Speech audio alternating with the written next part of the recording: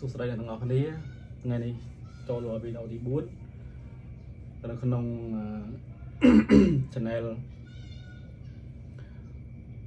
บงเรียนภาษาปัจจัยกเตจีภาษาจันยมเมียนปรำเปียยกหมกใจตรงไหนบางคนออกนี้จีเปียปัจจัยกเตในภาษาจันปีที่มือในขนมวิดีโอนี้คือไฟลิงไฟลิงไฟลิงนั่นคือฟิลฟิลคือจีฟิลคือดามบนบ้านเอารูปเพียบเลยเอาเจ๊คือเกมเมนฟิลฟิลนั้นคือกูในขนมคอมพิวเตอร์หายหายคือกูในขนมวักอาบอกเกหายบอกต่อมาคือปริ้นจังวักคือวักอาดังจอมาคือยกมาถอดในเลือปุ่มในเลือสไลปุ่มต่อมาวันคือยกเลย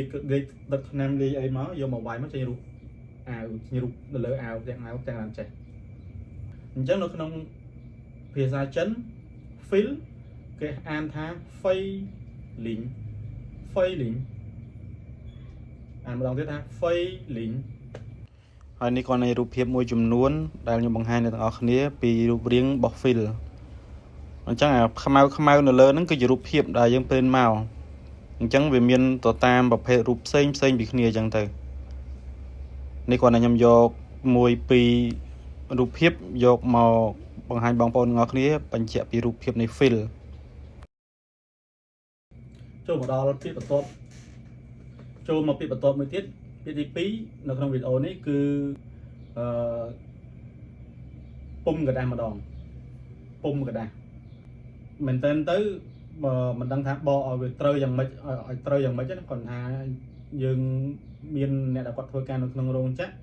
ព្រិនហ្នឹងក៏គាត់យល់ហើយឬក៏អ្នកធ្វើការនៅក្នុងរោងចក្រកាត់ដេរក៏គាត់ស្គាល់ហើយប៉ុន្តែខ្ញុំអត់បកអត់ដឹងថាបកខ្មែរហ្នឹងត្រូវឬក៏ខុសទេក៏ប៉ុន្តែអាហ្នឹងគឺជាกระดาษដែលគេយកមកដែលគេសម្រាប់ជាຂະຫນាតត្រឹមត្រូវមួយដើម្បី print ឬក៏ដើម្បីដាក់ logo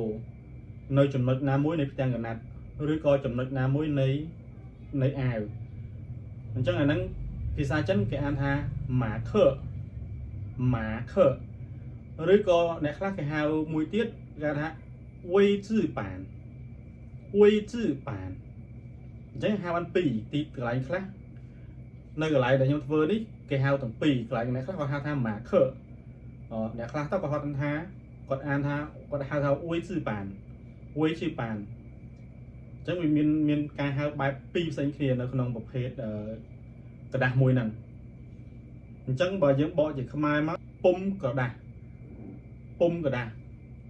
តែនេះគេហៅយ៉ាងក៏បានដែរអញ្ចឹងរូបភាពខ្ញុំដាក់ខ្ញុំថតឲ្យមើលទាំងអស់គ្នាហើយអាហ្នឹងមើលតាមហ្នឹងទៅខ្ញុំមិនដឹងថាខ្មែរបកឲ្យត្រូវយ៉ាងម៉េចទេប៉ុន្តែអាប្រភេទហ្នឹងกระดาษហ្នឹងគេហៅថា marker ហើយមានអ្នកខ្លះគាត់បកជាភាសាខ្មែរហ្នឹងគាត់ថាពុំกระดาษខ្ញុំក៏បកតាមគាត់ទៅតែបើបកថាឲ្យត្រូវតាមពាក្យបច្ចេកទេសជាភាសាខ្មែរដូចជាមិនដឹងថាហៅថាមិនត្រូវទេហើយបងប្អូនខ្លះដែលគាត់បានស្គាល់ដែលគេហៅថាយ៉ាងម៉េចជួយ comment ផងព្រោះកន្លែងហ្នឹងខ្ញុំចេះតែនិយាយទៅខ្ញុំស្គាល់តែភាសាចិនហើយភាសាខ្មែរចេះតែនាំគ្នាហៅថា marker អញ្ចឹងទៅกระดาษពុំឬគេហៅថា marker ជាទូទៅខ្មែរដែលយើងធ្លាប់ហៅតគ្នាមកគេថា marker ហ្នឹងគឺយើងកម្ចីពីចិនមកទេពាក្យចិនគេហៅថា marker ដល់ខ្មែរយើងហៅថា marker ទៅវាស្រួលប៉ុន្តែអាហ្នឹងគឺជាกระดาษពុំកระดาษបញ្ជាក់ຂະຫນាតដែលសម្រាប់ចុងក្រោយថាតើដាក់ logo ឬក៏ដាក់រូប print នៅចំណុចណាមួយនៅលើខោអាវឬក៏នៅលើផ្ទាំងកណាត់នេះខ្ញុំយកបង្ហាញរូបភាព marker ចែកជូនបងប្អូនទាំងអស់គ្នាមើលវាជាប្រភេទกระดาษមួយដែលគេសម្រាប់ថាដាក់គោលដៅដាក់ទីតាំងរូបភាព print ឬក៏ផ្លាកឬក៏រូបភាពប៉ាក់នៅទីតាំងណាមួយនៅលើទីតាំងណាមួយនៃផ្ទាំងកណាត់ហើយនៅក្នុងនេះវាមានຂະຫນាតគេមានប្រវែងមានຂະຫນាតដែលយើងត្រូវបិទហើយយើងត្រូវ print logo នៅលើទីតាំងណាមួយនៅប្រវាយណាមួយគឺគេបញ្ជាក់នៅក្នុងនឹងទាំងអស់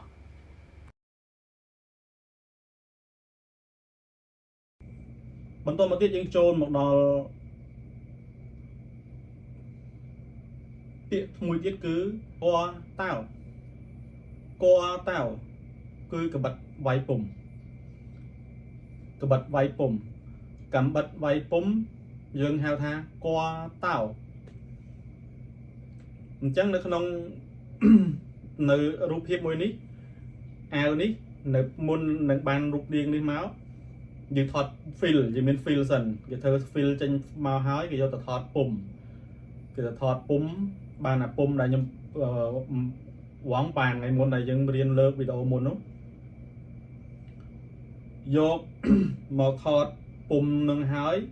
យកពុំនឹងជាមួយនឹងទឹកថ្នាំមកដាក់លើពុំហើយគេប្រើកាបិតហ្នឹងដើម្បីវាយឲ្យថ្នាំធ្លាក់ចេញពីពុំហ្នឹងមកលើផ្ទាំងអាវឬក៏ផ្ទាំងកណាត់អញ្ចឹងអាកាបិតដែលគេវាយដែលយើងឃើញឈើឬក៏មានឈើហើយនឹងមានដែកដែលតិចទៀតនឹងឃើញហើយមួយបោះម៉ាស៊ីនមួយបោះខាងតុកដៃអញ្ចឹងអាកាបិតដែលគេវាយហ្នឹងដែលគេយកមកអូសនៅលើ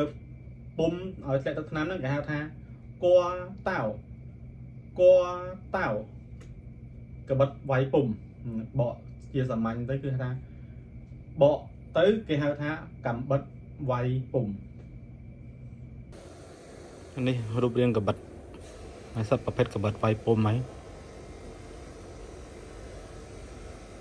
នេះបោះតុកដៃហើយប្រភេទនេះអានេះគឺកបិតវាយពុំបោះផ្នែកម៉ាស៊ីន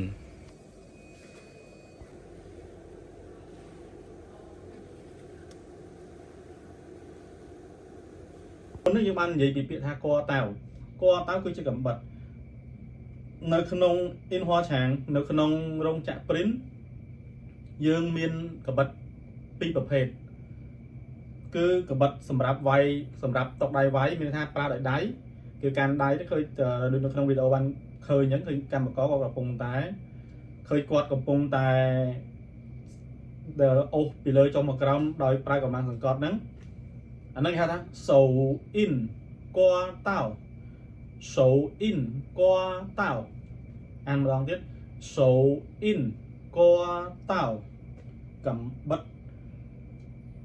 វាយពុំតុកដៃកំបិតវាយពុំសម្រាប់តុកដៃយើងបកថាកំបិតតុកដៃអញ្ចឹងទៅបកកាត់ទៅតែន័យវាគឺអញ្ចឹងខ្ញុំបញ្យល់ខ្ញុំមានតាំងបញ្យល់ពីរបៀបនៃការប្រើរបស់វាហើយរូបរាងរបស់វាឃើញជាក់ស្ដែងដែលខ្ញុំថតឲ្យមើលហើយនឹងការអានអញ្ចឹងយើងបកឲ្យមិនក៏បាក់បកឲ្យស្រួលយើងបកឲ្យខ្លីៗទៅគឺកបិតតុកដៃពាក្យបន្តមកទៀតយើង print logo ចេះយើងដូចយើងរៀនអញ្ចឹងយើងបានដូចយើងបានរៀនពីមុនមកពាក្យកបិតនេះក្នុងរោងចក្រ print គេមាន2ផ្នែកទី1គេមាន2ផ្នែកធំនៅក្នុងផលិតកម្មហ្នឹងទី1គឺខាងតុកដៃ sew in ដែលយើងរៀនថ្ងៃមុន sew in ហ្នឹងតុកដៃអញ្ចឹងតុកដៃគេមានកបិតរបស់តុកដៃ sew in កតៅកបិតតុកដៃនេះរូបភាពដីកបិតតុកដៃហើយមួយផ្នែកទៀតគឺ G in ខាងផ្នែកម៉ាស៊ីនឬក៏យើងថា in ហွာ G ហ្នឹងរៀនថ្ងៃមុនហ្នឹង in ហွာ G ម៉ាស៊ីន print ហ្នឹងអញ្ចឹងម៉ាស៊ីន print ក៏គេម៉ាស៊ីន print ហ្នឹងកបិតរបស់វាខុសគ្នាកបិតពីកបិតរបស់តុកដៃតុកកបិតរបស់ម៉ាស៊ីន print គឺប្រភេទដែកប្រភេទជាដែកដូចក្នុងឃើញនៅក្នុងរូបអញ្ចឹងគឺប្រភេទជាដែកហើយជ័រខាងក្រៅបន្តិចទេដូចគ្នាយ៉ាងមួយឈើមួយជាដែកអញ្ចឹងអាបោះដែកហ្នឹងអាដែកដែលគេសម្រាប់ប្រើក្នុងម៉ាស៊ីនភាសាចិនគេអានថា G in កតៅ G in កតៅ G in កតៅកបិតវាយពុំម៉ាស៊ីនកំបិតវាយពុំម៉ាស៊ីនមុន sew in កតៅកំបិតវាយពុំតុកដៃឬក៏កបិត pum tộc đài hơi chi in có tao cầm bất vai pum mà xinនេះជារូបភាពនៃការប្រើប្រាស់កាបិតបងប្អូនមើលទៅចឹងថ្ងៃនេះសូមចែករំលែកបងប្អូន ត្រឹម 5 ពាក្យហ្នឹងជួបគ្នានៅវីដេអូបន្ទាប់ស្អែកឡើងនឹងមាន 5 ពាក្យចែកជូនបងប្អូនបន្តទៀតសម្រាប់បងប្អូនដែលបានចូលមើលហើយសូមជួយចុចទៅលើ Subscribe ចែកទៅលើដំណរភ្ជាប់ម្នាក់មួយផងនៅពេលដែលខ្ញុំផុសទៅគឺវីដេអូនឹងរុញចូលទៅYouTube របស់បងប្អូនមុនគេអញ្ចឹងបងប្អូនអាចនឹងមើលពេលខ្ញុំបានផុសទៅបងប្អូននឹងឃើញភ្លាមមិនពិបាកស្វែងរកអញ្ចឹងថ្ងៃនេះមានប៉ុណ្ណឹងសូមអរគុណបងប្អូនទាំងអស់គ្នាអញ្ចឹងថ្ងៃនឹងមានប៉ុណ្ណឹងសូមអរគុណបងប្អូនទាំងអស់គ្នាសម្រាប់ការតាមដាន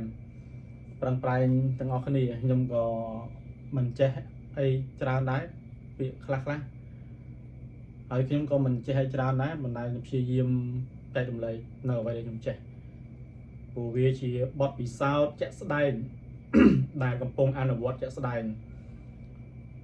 មិនមែនប្រភេទមិនមែនដូចយើងរៀននៅសាលាខ្លះដល់ពេលយើងចូលទៅដល់មជ្ឈដ្ឋានការងារគឺវាប្រើផ្សេងឯងនេះមិនមែនគឺកន្លែងដែលធ្វើពាក្យដែលប្រើគឺជាក់ស្ដែងនៅនឹងសពថ្ងៃកន្លែងហ្នឹងតែម្ដងអញ្ចឹងបងប្អូនយកពាក្យហ្នឹងទៅប្រើគឺភាគរយត្រូវគឺច្រើនព្រោះភាសាខ្លះនៅក្នុងកន្លែងមុខនីមួយៗគេអាចមានការខុសគ្នាតិចតួចមិនមែនខុសគ្នាទាំងអស់ទេប៉ុន្តែវាខុសគ្នាតិចតួចប៉ុន្តែភាគរយច្រើនគឺត្រូវដោយសារតែជាពាក្យបច្ចេកទេសគឺជាពាក្យបច្ចេកទេសអញ្ចឹងអរគុណបងប្អូនម្ដងនេះម្ដងទៀតជួបគ្នានៅវីដេអូក្រោយទាំងអស់គ្នាអរគុណច្រើន